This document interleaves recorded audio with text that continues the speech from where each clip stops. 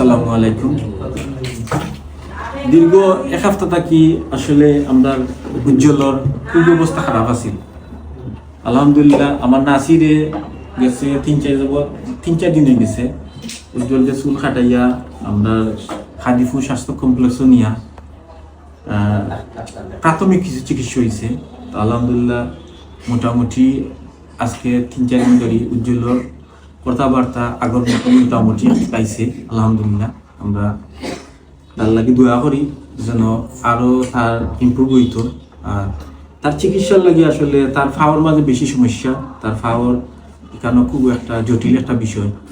তো এখানে তারা চিকিৎসার লাগে তারা কইছেন যেন হয় উসমানিত বা প্রাইভেটে কোনো ইয়ত। তো আমি বিশেষভাবে রিকোয়েস্ট করেন বিশ্বনাথ উপজেলাবাসী যারা আমরা প্রবাসী আছেন ভাই যারা তারা গেছেন, বিশেষ একটা মেসেজ দিলাম যেন আপনারা একটু উজ্জ্বলের মুখায় একটু সাহায্য সহযোগিতার হাত বাড়াই দেবেন। আর তার চিকিৎসা আগের জীবন আগের জেলা জীবন আছে তার জীবনে ফিরে আইতো। তার আপনারা সকলে দোয়া করবেন। এখানে আমার ছোট ভাই গিয়াসানি আসেন, এখানে আমার নাসির আছে, এখানে আমার বাবলা সাজনও আছে, আর এখানে বাবলা ভিডিও করে বাবলা না বাবলাও আছেন।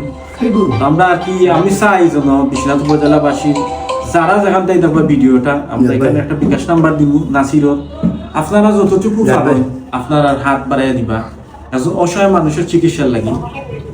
আমার জেলাবাসী বা বাড়াকান্তে যে কোনো খান থেকে এখান থেকে ভিডিও দেখবা, যদি কিছু হেল্প করেন একজন অসহায় মানুষকে হেল্প করলে আল্লাহর কাছে আপনারা পাইবা। সবাই অসংখ্য ধন্যবাদ। আর একটা বিকাশ নাম্বার দিব, আপনারা বিকাশ নাম্বারও আমার নাসির যোগাযোগ করতে পারবা। অসংখ্য ধন্যবাদ। আসসালামু আলাইকুম।